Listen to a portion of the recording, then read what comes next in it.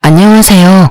저는 일찍이 남편을 잃고 긴 세월 과부로 살아온 60대 중반의 여자입니다. 이 말만 보면 참 박복한 인생이구나 하시겠죠? 실로 남편을 일찍이 떠나보낸 뒤 두 자식을 제가 다 건사했으니 일면만 본다면 충분히 그렇게 생각하실 수 있어요.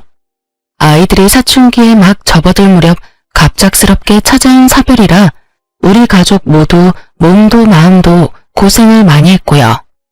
그리고 35의 나이로 딱 30년 전 친모가 세상을 떠났어요. 이 얘기만으로도 많은 사람은 저를 가엾다는 눈빛으로 바라보곤 하죠. 하지만 지금 당당히 말할 수 있는 건 제 삶은 박복하다는 표현과는 맞지 않다는 거예요. 부모는 숨이 닿을 때까지, 아니 어쩌면 숨이 닿은 후에도 늘 자식을 염려하고 마음에 품듯 저의 친모는 그 어린 제게 모든 재산을 남겨주셨어요. 제 형제들의 친모의 뜻을 따라 제가 성인이 될 때까지 잘 관리해 주었고, 성인이 되었을 때 저는 그때 남겨준 돈으로 황무지 같은 땅을 하나 사게 되었어요. 그러나 당시 그 땅은 아무것도 없는 허허벌판이라 잊고 살아왔어요. 그땐 형제들이 저더러 부동산에 부자도 모르는 바보라며 혀를 찼어요. 그런데 어느 순간 개발지역이 되어 어마어마한 값어치가 생겼죠. 거기다 제가 남편이 세상을 떠났을 당시 나왔던 그의 목숨값을 꼭 쥐고 있었던 터라 경제적으로 고난이라고 여길 만큼 힘든 경험은 덜었어요. 물론 그 시대에 여자 혼자 아이 둘을 키우기란 너무도 어려웠어요. 막중한 책임감 때문에 정신적으로 큰 부담을 안아야 했고, 일을 하면서 혼자 아이들을 케어하며 고군분투했거든요. 하지만 감사하게도 큰일 없이 절 덜 고생시키며 잘 자라주었고, 대학생이 되어서는 누가 시키지 않아도 자기 앞가림을 알아서 해주었어요. 얼마나 대단한지. 대학생활 내내 장학금을 놓치지 않은 것은 물론 첫째인 아들은 수석, 둘째인 딸은 차석으로 졸업까지 했을 정도로요. 그런 아이들이니 결혼하겠다는 말이 어찌나 서운했는지 모릅니다. 제 딸이 먼저 시집을 가고 아들은 그 후로 몇 년 있다가 장가를 갔어요. 비록 딸의 결혼을 반대한 적이 있긴 하지만 결혼 후에는 사위와 저 사이가 너무 좋았어요. 사위 사랑한 장모라는 말이 딱 저와 사위를 보고 하는 말 같았죠. 그래서 제 아들이 결혼할 때 사위만큼이나 며느리와 잘 지낼 수 있을 거라 생각했어요. 딸 같은 며느리 관계가 될 수 있을 거라 자신했거든요. 아가, 이제 우리 가족이 될 사이니까 내가 널 편히 대해도 되겠니? 우리 딸처럼 너도 가슴으로 낳은 내 딸이다 여기며 지내고 싶어. 그럼 저야 너무 감사하죠. 어머님께서 저를 편히 대해주셔야 저도 마음이 놓이는걸요. 고맙다. 우리 아들이 너를 만나 얼마나 다행인 줄 몰라. 내 아들이지만 영 재미도 없고 일밖에 모르지 않니. 그래도 예쁘게 봐주렴. 너처럼 야무진 아이가 우리 가족이 된다니 하나 남은 염려까지 다 덜었다. 엄마도 참, 나처럼 재밌는 사람도 없어. 내가 배필을 정말 잘 골랐지? 동생 잘 사는 거 보고 나 혼자 결혼도 못하는 거 아니냐며 그렇게 걱정하시더니 이제 나도 장가가니까 마음 놓고 지내셔. 그래, 이제 엄마도 마음 편히 지낼 거야. 너희 다 가정 꾸려 지내니까 나도 나만 챙기면 되지 않니? 결혼하고 나면 내 집에 자주 올 필요도 없어. 엄마의 자유로운 생활을 방해하지 마렴. 우리 며느리는 참 똑부러지는 아이였기에 현명한 사람일 거라는 믿음이 있었어요. 그래서 결혼하면 아들과 정말 잘 살 거라고 생각했죠. 그때까지만 해도 이제 내 몸 하나만 잘 건사하며 자식들 걱정 안 시키고 잘 지내자 싶었던 터라 얼마나 마음이 가벼웠는지 몰라요. 하지만 이 모든 건 제 욕심이었던 걸까요? 아니면 시모와 며느리라는 고부관계는 아무리 노력해도 부모와 딸이 될 수 없는 건가요? 그렇게 예쁘던 며느리와 저도 결국 고부 갈등을 피해갈 수 없었어요. 심지어 아들 부부가 결혼한 지 몇 년이 채 되지 않았을 때부터요. 제가 관계의 첫 단추를 잘못 깨어 발단을 만들고 만 거죠. 제 배 아파 낳은 자식도 모르는데 남의 자식 속을 제가 어찌할 수 있었겠어요? 그런데도 남의 귀한 자식 제가 힘들게 만들면 안 된다는 생각에 열심히 딸과 아들 챙기듯 챙겨주었는데 그게 화근이 되었네요. 제 사위가 결혼 기념일 때면 그렇게 저를 신경 썼어요. 한 번은 자기들 결혼 기념일에 제게 한우를 사왔더라고요. 마침 아들네 부부도 제 집에 들른다고 하여 온 가족이 모였어요. 그래서 온 식구가 간만에 함께 식사를 나눴죠. 저는 미리 준비해둔 딸네 부부에게 작지만 축하 선물을 전했어요. 그런데 며느리가 그게 내심 부러웠던가 보더라고요. 어머, 어머님께서 자식 결혼 기념일까지 챙겨주시는 거예요? 저희도 얼마 전에 기념일이었는데 아가씨랑 서방님은 좋겠어요. 그랬니? 미안하구나. 내가 미처 몰랐어. 매년 이날만 되면 꼭 집에 와서 애들과 함께 식사하는 게 익숙해져서 기억에 남아 처음으로 준비해본 건데 본의 아니게 우리 며느리를 서운하게 해버렸네. 이걸 어쩌면 좋지? 서운하기는요. 괜찮아요. 어머님께서 일부러 차별하신 것도 아닌데요. 신경 안 쓰셔도 돼요. 저희가 아가씨네와 달리 어머님께 찾아뵙지도 않았는걸요.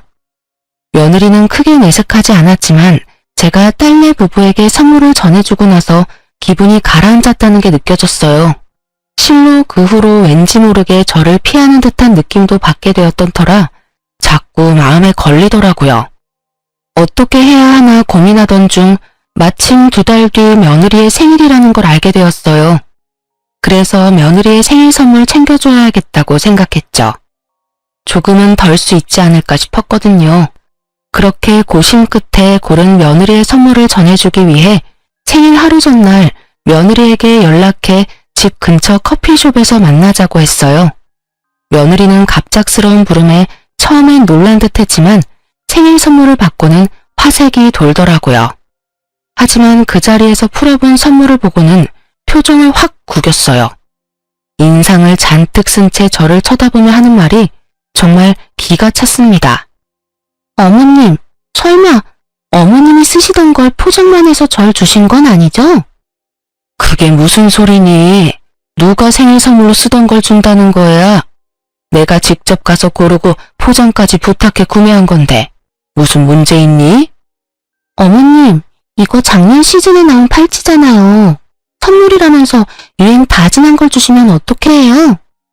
어? 내가 워낙 액세서리를 잘 안 해서 말이야. 직원이 추천해주는 것 중 내게 가장 잘 어울릴 것 같은 걸 골랐는데 팔찌에도 유행이 있는 줄은 몰랐구나. 그리고 저 이미 이 팔찌는 있는 거예요. 똑같은 걸 2개나 가지고 뭐 하나요? 어머님께서는 센스가 부족한 편이신가 봐요. 이러면 챙겨주고도 좋은 소리는 못 들으실 텐데요. 예, 너 무슨 말을 그렇게 하니? 참 의외의 모습을 오늘 보여주네. 네가 그 팔찌가 있는지 없는지 내가 어떻게 알겠어. 그리고 아무리 그래도 그렇지 사람 성의를 이런 식으로 표현하는 게 맞니? 제 엄마였으면 이렇게 돌려 말하지도 않죠. 딸처럼 여기신다고 했으니까 저도 조금은 솔직히 말씀드릴게요. 이 팔찌값만큼 돈으로 주시고 이거 환불해주세요. 뭐야? 돈으로 달라는 말은 도대체 왜 하는 거니? 선물이 마음에 안 든다고 시어미한테 지금 이렇게 말을 하는 게 맞는 거야? 참 황당해서 말도 안 나오네. 저는 잘 이해가 안 되네요. 제 생일을 축하해주기 위해 주신 선물이 마음에 안 들고 어머님께서는 액세서리 보는 안목은 없는 것 같으니까 그냥 그 값만큼 돈으로 주면 제가 알아서 유용하게 쓰겠다는데 뭐가 문제인가요? 가족이니까 터놓고 편하게 말하는 것 뿐인데요. 예, 그냥 선물 안 준 걸로 하자. 그렇게 안 받는데 어떻게 단둘이 있다고 곧바로 이런 모습을 보여? 돈이고 팔찌고 지금 상황에선 아무것도 내게 해주고 싶지가 않아. 사람 마음을 이런 식으로 무시하는데 내가 왜 네가 말하는 것처럼 하겠니? 시간 내서 나오느라 고생했으니 마저 차나 마시고 가렴. 저는 며느리의 뻔뻔한 말투에 화가 치밀었어요. 째째한 사람이 되더라도 챙겨주고 싶지가 않아지더라고요. 아무리 마음에 들지 않더라도 이게 맞는 건가요? 하지만 며느리는 제가 선물 안 준 셈 치자고 하니 저더러 쫌팽이라며 선물도 받는 사람이 기뻐야 하는 것 아니냐며 따박따박 말대꾸를 하는데 정말 한 대 쥐어받고 싶은 심정이었어요. 그런데 결국 제 마음을 괴롭히는 말을 며느리가 하더라고요. 막말로 아가씨한테 하는 선물이면 신상이 뭐냐고 먼저 물어보지 않았겠어요? 재산 좀 있다고 며느리한테 함부로 하는 거야 뭐야? 뭐야? 내가 언제 내게 함부로 했다는 거니? 너는 어른 앞에서 말 가려할 줄도 모르니? 좀 전에도 그렇게 네 생각이며 감정이며 다 드러내면서 말하더니 너야말로 날 무시하는 거야? 어? 한 번만 더 내 앞에서 지금처럼 언행을 일삼으면 그땐 정말 가만 안 둘 줄 알아. 저는 너무 기분 나빠 참지 못하고 며느리를 나무랐고 그 뒤로 며느리와 제 사이는 정 같지 않았어요. 그런데 참 웃긴 게 며느리는 가족들 앞에서는 아무 일도 없었던 듯 저를 살갑게 대했어요. 저 역시 가족들 앞에선 구태여 내색하지 않았고요. 하지만 저와 며느리 단둘이 남기라도 하면 말 한마디 오가지 못했어요. 아니, 제 말이라면 들은 척도 하지 않았다는 게 더 맞는 표현이겠죠. 마치 제가 없는 사람인 듯 저와 눈을 맞추지도 제 말에 대꾸도 하지 않았거든요. 그렇게 지내오기를 수개월. 어느 순간부터는 며느리가 우리 집에도 잘 오려고 하지 않았어요. 그러던 어느 날이었어요. 제가 일을 하다 다쳐서 열흘 정도 간병이 필요했던 적이 있었죠. 그때 딸이 참 고생을 많이 했고요. 딸아이가 일까지 쉬면서 제 수발을 다 들어주었거든요. 그런데 하루는 딸이 급히 회사에서 연락받아 들어가 봐야 하는 일이 생겼어요. 아들에게 부탁했지만 설상가상으로 아들이 출장에 잡혀있던 터라 지방에 가 있어서 제 간병을 해줄 수 없다는 거예요.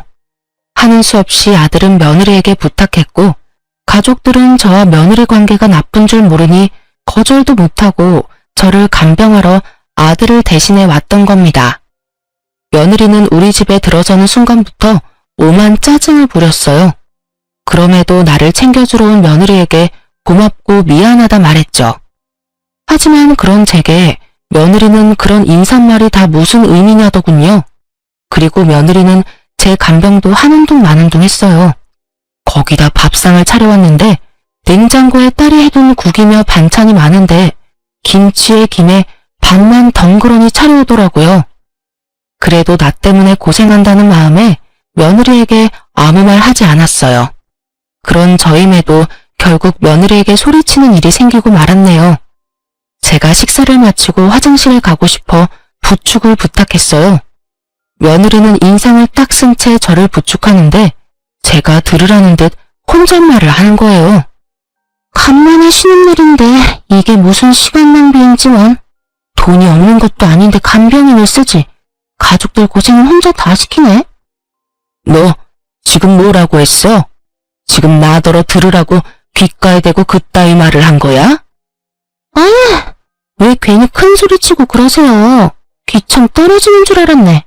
제가 무슨 틀린 말을 한 것도 아닌데 왜 역정을 내고 그래요? 정말 너 못 쓰겠구나. 그래, 내가 아파서 내게 몇 없는 쉬는 날 고생시켜 유감이다. 나도 네가 그 말을 하기 전까진 미안함이 가득이었는데 되려 그렇게 툭 까놓고 말해주니 내게 이렇게 큰 소리도 칠 수 있고 아주 고맙다. 아, 진짜 와서 고생하는 사람한테 왜 이러는 거야? 어머님, 지금 저 없으면 어머님 수발 들어줄 사람 없어요. 이럴 땐 들어도 못 들은 척 잠자코 계시는 거라고요. 뭐? 네 돈 필요 없다. 돌아가. 너처럼 싹퉁머리 없는 애랑 조금만 더 붙어있다간 속에서 천불이 날 지경이니까 그만 가. 어디서 이런 못돼 처먹은 것이 들어와서는 사람 속을 매번 이리도 뒤집어대. 흥, 가라고 하면 누가 못 갈 줄 알아요? 다치더니 제정신이 아니네. 노망이 나도 단단히 났어. 어디 어머님 혼자 간병 잘 해보시던가요 그럼. 저는 결국 며느리에게 나가라고 소리쳤고 며느리는 그런 제 말에 이때다 싶었는지 팽하니 집을 나가버리고 말았어요. 그날 저의 몰골은 정말 말도 아니었어요. 딸아이가 퇴근하고 돌아와서는 제 꼴을 보고 기양을 했더라니까요. 새언니는 어디 갔느냐며 단단히 화가 났던 딸을 달래느라 진을 뺐어요. 결국 딸과 아들 모두 그날 처음으로 며느리의 민낯을 알게 되었어요.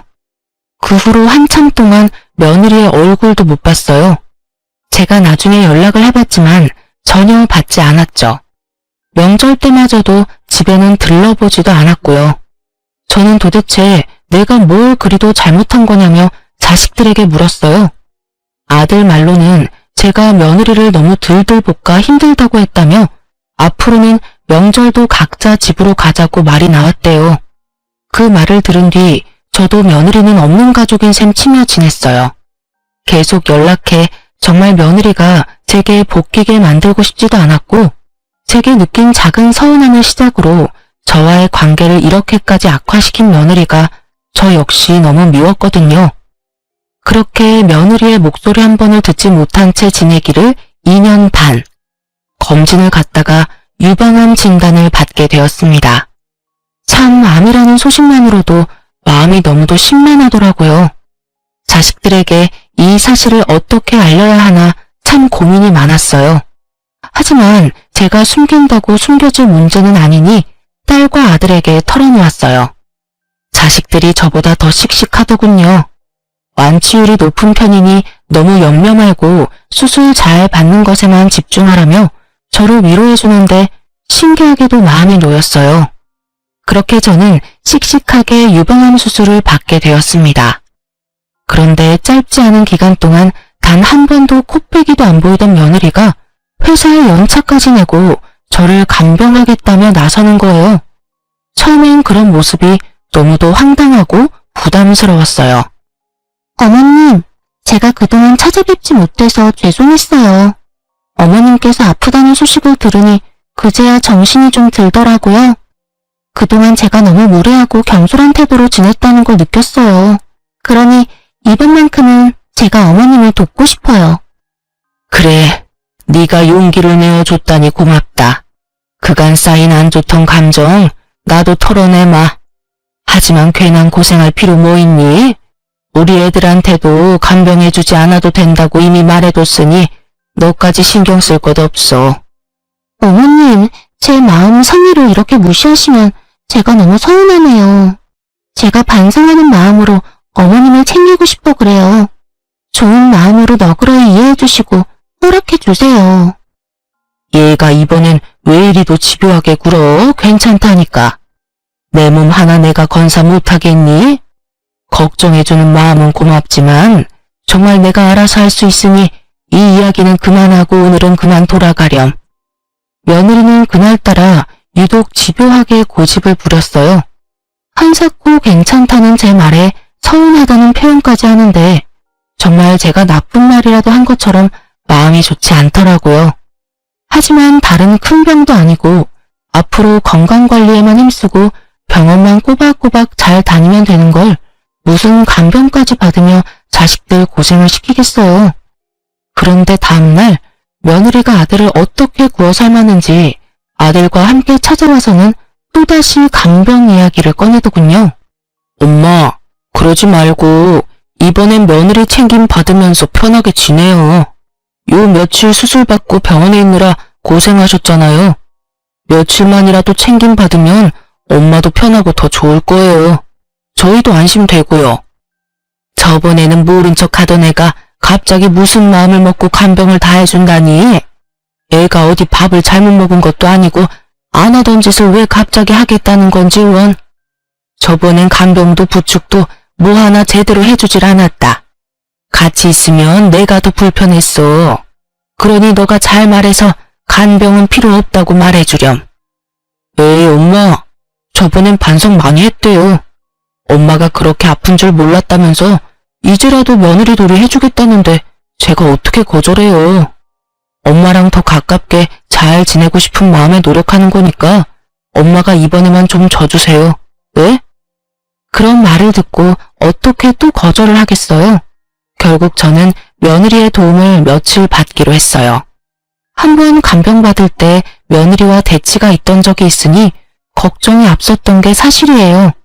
하지만 며느리는 그런 제 염려와 달리 저를 정말 살뜰히 챙겨주었어요. 하루 이틀 하다 말겠지 싶었지만 사흘이 지나도록 변함없이 아침 일찍 찾아와 제 끼니며 집안일까지 뭐 하나 빼놓지 않고 정말 잘해줬죠. 저는 그런 며느리에게 고마운 마음이 들었어요. 그래서 제 카드까지 쥐어주며 저를 살펴주는 동안 편하게 사용해도 좋다고 얘기했어요. 며느리는 마지못해 받는 듯 잘 가지고 있다가 돌려주겠다고 말하더군요. 저는 정말 이래서 가족이 최고구나 하는 생각도 하게 되고 며느리와 거리를 두고 지낸 것에 대한 미안함이 절로 들더라고요. 그렇게 며느리가 우리 집을 와 저를 간병해준 지 일주일쯤 지났을 때였어요. 아침 7시면 알람 시기라도 된 듯 왔던 며느리가 점심때가 다 지날 때까지도 오지 않는 거예요. 혹시 저를 챙기다 몸살이라도 난 건 아닌가 걱정이 되어 전화를 걸어도 안내 음성만 들릴 뿐 연결이 되지 않았어요. 오후 4시 다 될 때까지도 깜깜무소식이라 아들에게라도 연락해 며느리의 안부를 물으려는 찰나 현관문이 열리는 소리가 들렸어요. 우리 집에 들어온 사람은 다름 아닌 며느리였습니다. 그런데 며느리 손에 엄청난 양의 쇼핑백이 들려있는 게 아니겠어요? 저는 당혹스러운 마음에 이게 다 뭐냐고 물었죠. 그런데 며느리는 저를 죽을 듯 노려보며 이렇게 말하더군요. 보면 몰라요? 쇼핑하고 온 거잖아요. 어머님께서 준 어머님 카드로 그동안 고생한 저를 위한 선물들 좀 샀어요. 왜요? 저더러 편히 쓰라고 주셔서 편히 썼는데 뭐 문제 있어요? 갑자기 너 태도가 이게 뭐니? 네가 경솔했다며 사과한 지 얼마나 됐다고 또 이러는 거야? 사람이 연락해도 받지도 않고 너 몸살이라도 난 줄 알고 내가 얼마나 걱정한 줄 아니? 기가 막혀라. 걱정이 무슨 걱정? 집안일 해줄 사람 없어서 그런 거 누가 모를 줄 알아요? 어머님은 멀쩡한 몸으로 제 챙김받느라 아주 좋으셨겠어요. 암이라는 소식에 나섰던 내가 정신 나간 인간이지. 내가 그렇게 필요 없대도 네가 하겠다고 나서놓고 이제와 한다는 말이 뭐? 너 이렇게 내 뒤통수나 치자고 간병하겠다고 나섰던 거야? 그런 거니? 뭐 이런 게 다 있어?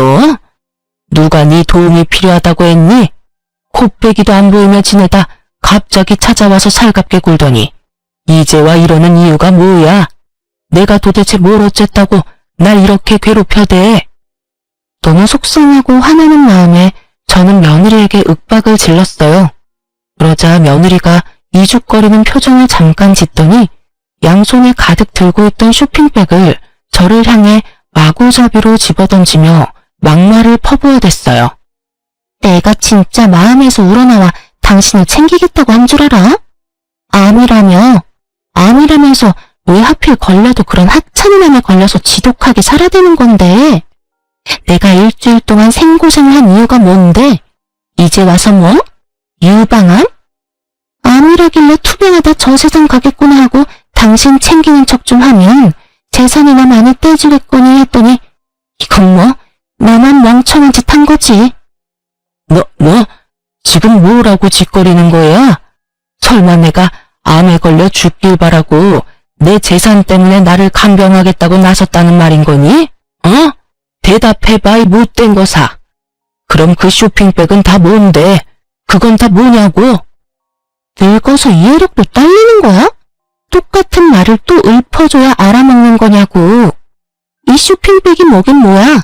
당신이 지독기도 살아서 저 세상 갈 날이 미뤄졌으니 재산 받을 일도 없을 거 아냐. 그러니까 이렇게라도 회포 풀고 당신 돈이라도 펑펑 써대면서 보상이라도 받아야 할 것 아냐. 그날 저는 처음으로 며느리의 머리채를 잡으며 고함을 질렀습니다. 며느리도 제 머리채를 잡았고 몸싸움을 벌이면서도 며느리의 고성은 끊이질 않았어요. 제게 죽으라고 고사까지 지냈는데 이렇게 수술 한 번으로 멀쩡해지는 법이 어디 있냐고 소리치는데 그 말을 듣는 순간 등골이 서늘해지더군요. 저는 그게 다 무슨 말이냐고 따져 물었고 며느리는 정신 나간 사람처럼 웃어대며 말하는데 섬뜩하기까지 했어요. 내가 당신이 암이라는 소식을 듣게 된 날부터 그렇게 당신이 죽기를 고대하고 있었다고. 당신이 가지고 있는 재산을 다 내 걸로 만들 계획을 세웠다는 말이지. 당신이 이렇게 멀쩡한 탓에 다 물거품이 되어버렸고 말이야. 이 정신 나간 것이 네가 그러고도 사람이야? 사람이냐고? 이 소름 끼치는 거사. 어떻게 사람의 죽음을, 그것도 가족의 죽음을 기다릴 수 있어? 당신이 암이라는 사실을 당신 아들이 뭐 그리 중대한 문제라도 되는 것처럼 말을 해서 이 사단이 난 거 아니야. 고치기 힘든 암이라도 걸린 줄 알고 얼마나 많은 계획을 세웠는데. 제가 아들과 딸에게 암 소식을 전할 때 다른 가족에겐 말하지 말아달라 부탁했었어요. 그런데 며느리가 그때 제가 아들과 통화했던 내용을 듣게 된 거였어요. 며느리가 간병하겠다 나선 것도 제가 암이라는 사실을 알게 돼서 제가 얼마나 안 좋은지 직접 확인하기 위한 수작이었던 거죠. 어쩐지 제가 좀 건강이 안 좋다고만 알고 있을 텐데 간병을 하겠다며 고집을 부렸던 게 이상하다 했는데 그 의문이 이제야 풀리게 된 거예요.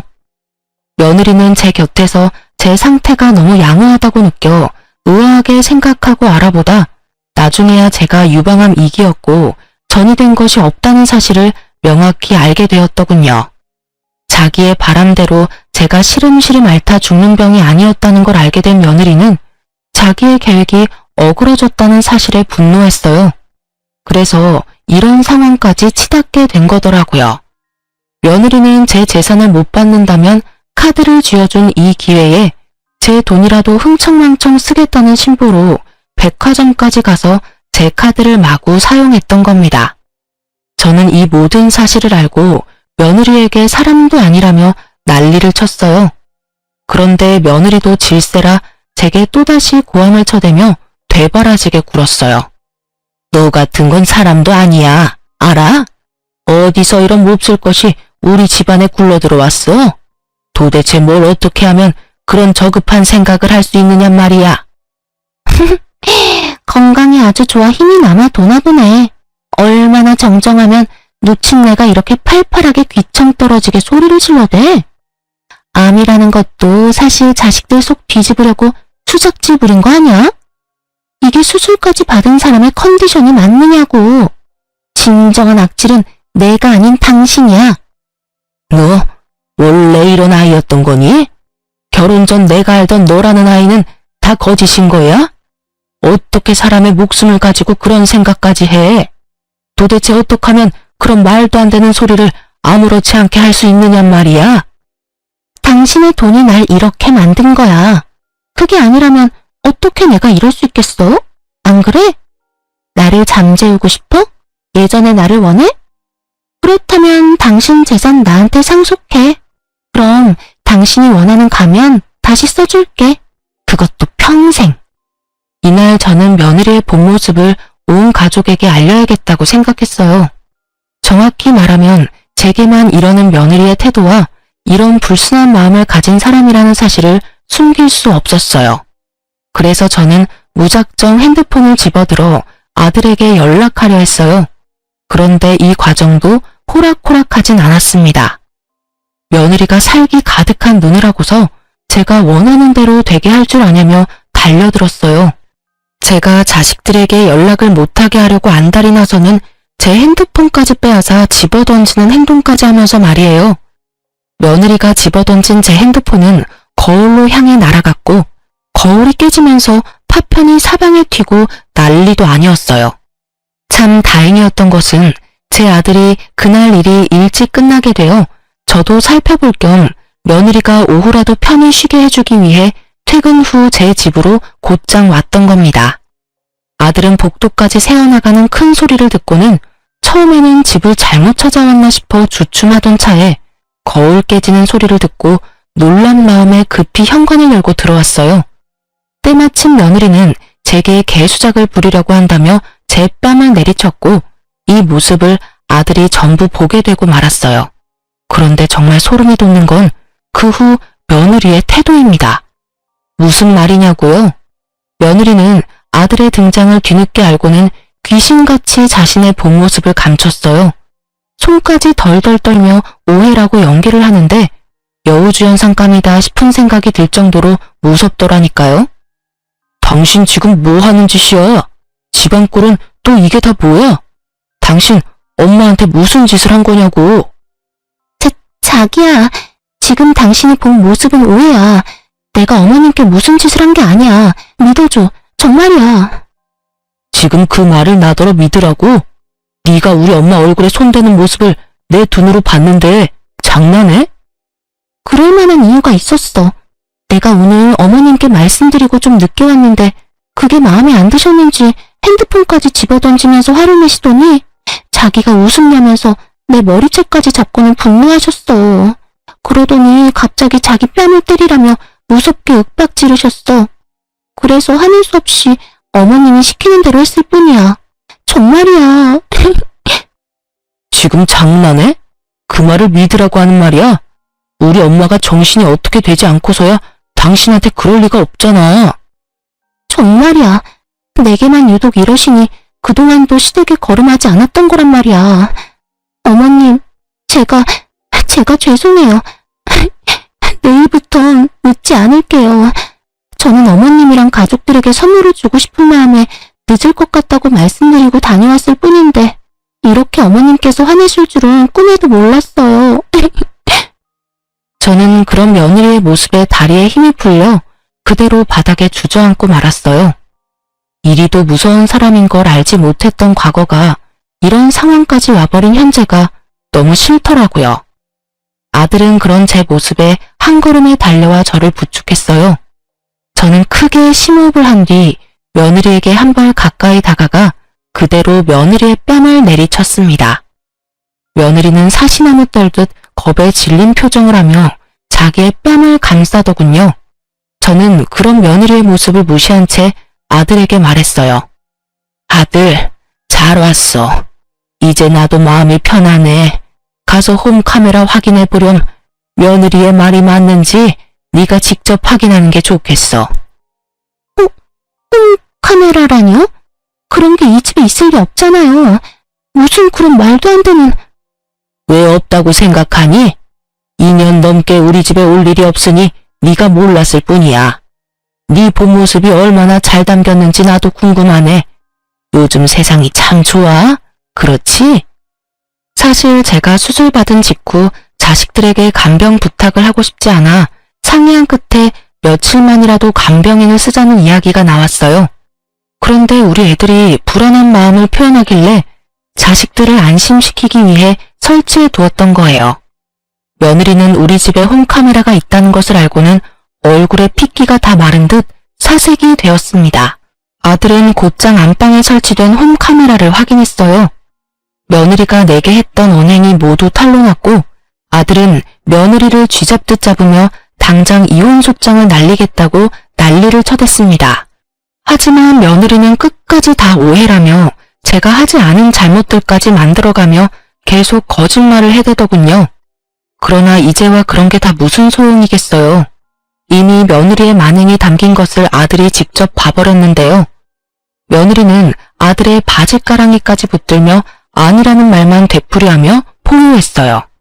결국 본 모습을 제 아들에게 보이고만 며느리는 내쫓긴 건 물론 이혼 소송까지 당했어요. 그런데 왜 며느리가 이렇게까지 아들에게 목을 맸는지 아시나요? 실은 우리 아들은 돈에 관해서는 머리가 빨리 돌아가거든요. 그래서 일적으로 번 돈을 어마어마하게 불린 자산가예요. 며느리는 그런 우리 아들의 능력과 돈을 사랑했던 거죠. 나중에야 아들을 통해 알게 된 사실 중 하나가 있는데 바로 며느리가 물욕이 어마어마했다는 거였어요. 며느리는 시댁에 왕래하지 않는 동안에 자기가 버는 돈은 자신을 치장하는 데 전부 쓰고 생활하는 건 전부 제 아들의 돈으로 지냈더라고요. 아들은 그런 상황에서도 한 번도 며느리를 탓하지 않고 참으며 지냈던 거였어요.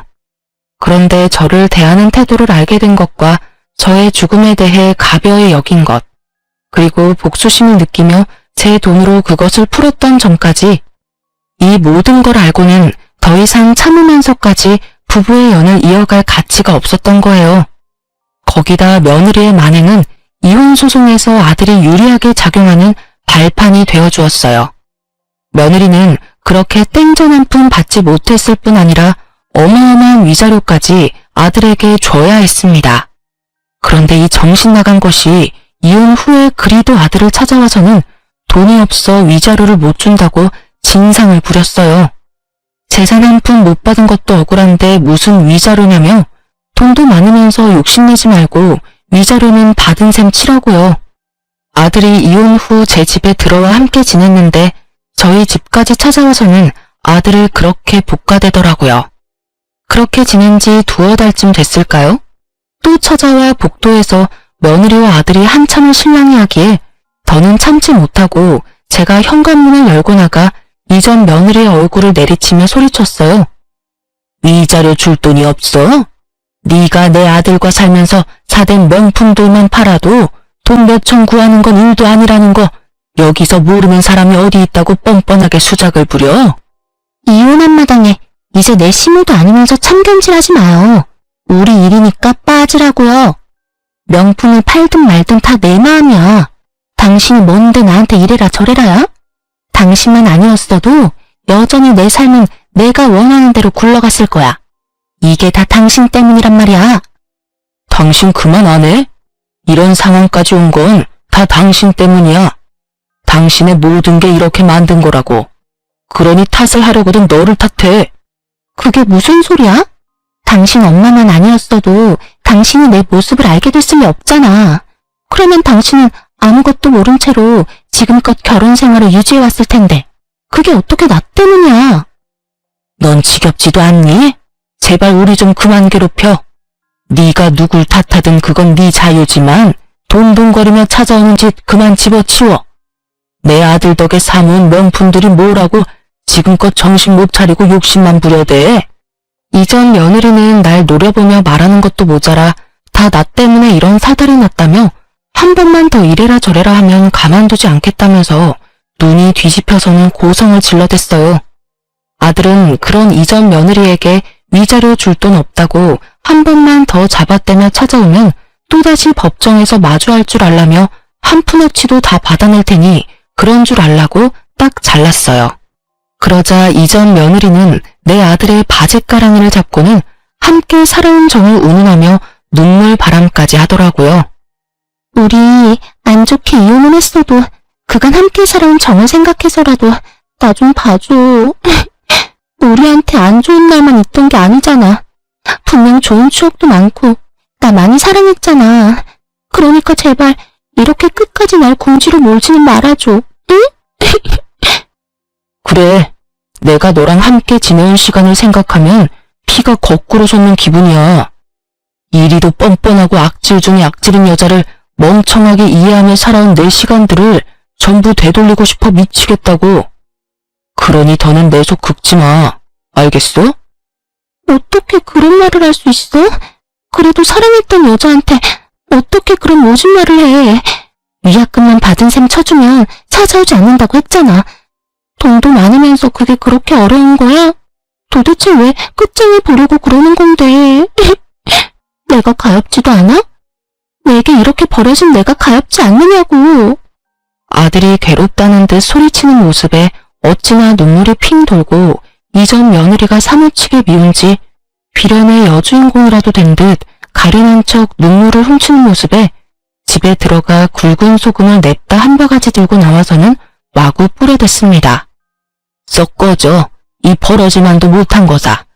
내 자식 앞에서 그리고 내 앞에서 당장 사라지란 말이야. 이 악마보다도 더 악마 같은 거사. 내 눈에 흙이 들어와도 내게 베풀 아량은 없으니 그만 돌아가. 애수 없는 것. 이 인간이 진짜 미쳤나? 이게 뭐 하는 짓이야? 짜증나. 일 때 못 낄 때 분간도 못하는 놓친내가? 진짜 똥이 더러워서 피하지 무서워서 피하나? 간다 가. 한 사람 인생을 이따위로 망쳐놓고 당신은 떵떵거리며 잘 살 것 같아? 두고 봐. 내가 당신 지옥에 빠뜨릴 거야. 결국 이전 며느리는 제가 뿌려댄 굵은 소금을 왕창 맞고 제게 악담을 퍼부은 뒤 제 발밑에 침까지 뱉고는 돌아갔어요. 그리고 얼마 후 이전 며느리는 아들에게 위자료를 보냈더라고요. 그렇게 악연이 끝났다고 마음을 놓고 지낼 때 이전 며느리는 또 우리 집에 찾아왔어요. 그런데 이번엔 아들의 바짓가랑이가 아닌 제 바짓가랑이를 잡는 일이 생겼습니다. 알고 보니 며느리는 제 말처럼 위자료를 자기가 가지고 있던 명품을 팔아 마련해서 주었던 거였어요. 그러나 그 후에 이전 며느리는 생활고에 시달리게 된 거예요. 그런데 그 생활고가 참 말도 안 되게 생겼더군요. 이전 며느리는 명품 사재기를 끊지 못했고 아들과 부부였을 때 가진 물욕을 버리지 못한 채 자기가 버는 돈으로 명품을 사대는 바람에 카드빚이 어마어마하게 불어나고 말았던 거죠. 그렇게 위자료를 준 지 석 달 만에 제게 찾아와서는 아들과 재결합을 할 수 있도록 힘 좀 써달라며 애원을 해댔어요. 어머님, 제가 경제적으로 힘들어 보니까 이제야 제가 얼마나 행복한 결혼 생활을 했던 건지 알겠어요. 제발 민석 씨와 재결합할 수 있도록 힘 좀 써주세요. 그게 무슨 말도 안 되는 소리야. 네가 그동안 했던 모든 걸 알고도 너를 어떻게 다시 가족으로 받아들이니? 우리 가족이 우습니? 나랑 내 아들이 우스워? 우습다뇨. 전혀 그런 거 아니에요. 어머님, 저 정말 진심으로 깨우친 게 많아요. 제가 어머님께 했던 언행 모두 이렇게 싹싹 빌며 사죄드릴게요. 재결합하도록 도와주시면 다시는 어머님께 그런 모습 보이지 않을 거예요. 맹세할게요. 완벽한 며느리 그리고 아내가 될게요. 그러니까 제발 저를 용서해 주시고 민석 씨한테 말 좀 잘해주세요. 네? 예, 제발 이런 말도 안 되는 소리 하러 자꾸 찾아오지 마. 이 집에 너 반기는 사람 누가 있다고 이리도 와서 사람 골머리를 썩히는 거니? 네 생활고는 네 그 씀씀이 줄이고 갚아가면 되지 않니? 네가 어떻게든 메꾸고 네 인생 네가 잘 가꿔가며 살아. 우리 집안과 너는 이제 정말 끝났잖아. 과거에 집착하면 할수록 너도 힘들어지는 거야. 알겠니? 가르치려 들지 마시고 전 남편이랑 재결합하는 것만 힘써줘요. 제가 이 나이에 가르침을 받을 필요는 없잖아요. 저도 어머님이 좋아서 전 남편이랑 다시 잘해보려는 건 아니에요. 남편의 어머님이니까 그냥 적당히 선 지키며 지낼 거고, 그래서 이전에 제 모습은 보여주지 않겠다고 말할 수 있는 거고요. 그러니까 제게 훈계 말고 전 남편 설득을 해주세요. 참나, 내가 왜 그래야 하니? 과거엔 몰라도 이제는 내 마음에 들지 않는 아이야. 아니 넌 절대 우리와 다시 가족이 될 수 없는 아이야. 그러니 괜히 서로 감정 상하는 만남 그만두고 너도 네 삶을 살아. 질척대는 모습 더 보여 좋을 거 없어. 네가 무슨 말을 한들 넌 이제 우리 집안과 끝이야. 어머님 때문에 제가 이혼당한 거잖아요. 그러니까 절 도와서 다시 원래 자리로 돌려놔요. 내가 있을 자리는 어머님 아들 옆이니까요. 당신 아들은 내가 있는 한 재혼도 못할 줄 알아? 귀한 아들 늙어 죽을 때까지 혼자 있고 보고 싶은 거 아니면 나와 재결합하는 거 도와요. 이 끈질기게도 못된 거사. 냉수 마찰하고 속이나 차려. 그리고 다시는 우리 근처에는 얼씬도 하지 마. 속에서 천불이나 참지 못하고 냄비 한가득 찬물을 가득 담고는 고약한 년 얼굴에 다가가서는 부어버렸어요. 그리고는 바로 우리 집에서 내쫓아버렸죠. 하지만 이 속도 없는 것은 몇 번이나 다시 찾아와서 재결합을 운운했어요. 하지만 저와 아들은 이런 이전 며느리를 끝까지 무시했고 이 지긋지긋한 악연과는 이혼 승소 후 1년이나 지나서야 끝이 났어요. 제가 길다면 긴 세월을 살아오면서 만난 인연들이 참 많은데요. 이렇게 사악하기 이를 데 없는 사람은 이전 며느리가 처음이네요. 저로 인해 아들의 부부관계가 좋지 않게 끝을 맺었어요. 그 부부는 여전히 마음 아프고 아들에게 죄스럽기도 해요. 그래도 다행인 것은 아들이 이전 며느리와의 관계를 정리한 후 서서히 얼굴이 폈다는 점이랍니다. 지금은 아들과 저 단둘이 함께 지내면서 더 없는 행복한 날들을 보내고 있어요. 아들도 지금의 생활이 훨씬 가벼운 마음이라고 말해주네요. 아들이나 저나 이전 며느리와는 악연이었나 봅니다. 아들과 별개로 저 역시 며느리와 더는 엮일 필요 없다는 사실이 제 숨통을 틔워주는 것 같아 좋기도 하면서 한편으론 씁쓸하기도 해요. 이전 며느리가 참 좋은 사람이었다면 든든하고 평범한 날을 보냈을 텐데 하는 생각이 아주 가끔 들어서 그런가 봐요. 저는 유방암 수술 후 아직 완치 판정은 받지 못했어요. 하지만 며느리를 마주하지 않은 뒤부터 제 건강이 무척 좋아졌답니다. 꾸준히 제 건강을 살피며 관리한다면 곧 완치 판정을 받을 것 같다는 희망이 들 정도로요. 이전 며느리의 소식은 그 후에 딱 한 번 들은 적이 있어요. 1년이 넘도록 물욕을 버리지 못해 결국 사채까지 썼다고 하더라고요. 그 돈을 갚지 못해 아들에게 도와달라며 연락을 해온 적이 있어 알게 되었어요. 그때 아들이 이전 며느리의 연락처를 차단해 그 뒤로는 소식이 끊겼고요. 이런 일을 경험하고 보니 며느리와 꼭 맞는 말은 흥망성쇠가 아닐까 싶어요. 제 아들과 잘 지내던 때를 등지고 결국 결과적으로 망하게 되었으니 말이에요. 저는 이 일을 계기로 모든 일에는 부귀 빈천이 있음을 다시금 깨닫게 되었던 것 같아요. 앞으로는 우리 가족들과 함께 남은 생을 활짝 꽃피우며 향기로운 날로만 채워가고 싶어요. 흥망성쇠와 부귀 빈천이 물레바퀴 돌듯 한다는 말을 늘 생각하며 지금 저의 재산에 자만하지 않고 저라는 사람의 가치를 알고 늘 제 사람들을 잘 보살피고 베풀며 살아갈 거예요.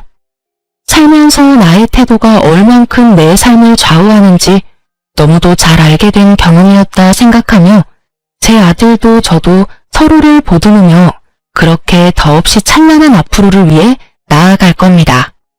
제 사연을 들어주신 많은 분께도 찬란히 꽃피는 날들 가득하기를 바라며 마칩니다.